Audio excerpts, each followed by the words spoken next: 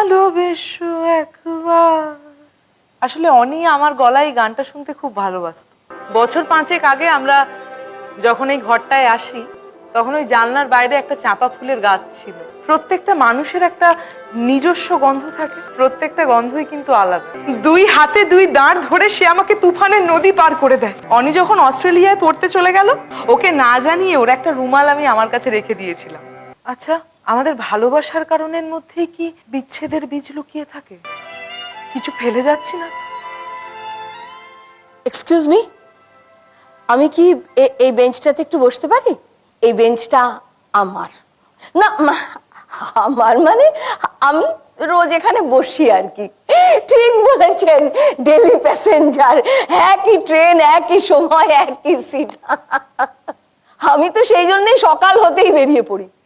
না না, আমার কোনো কষ্ট বা অবসাদ নেই। আমি না একটু রোদ্দুর খুঁজে বেড়াই। সন্তান থাকলে আমি হয়তো এভাবে আলাদা থাকতেই পারতাম না।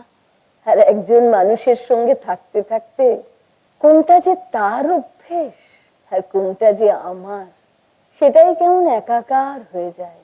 যে মানুষটা আমার কষ্টের সঠিক কারণ বুঝতে পারত, বিচ্ছেদ যে তারই সঙ্গে। তো জানেন তো, পার্কের এই বেঞ্চটা আমার সবচেয়ে প্রিয়।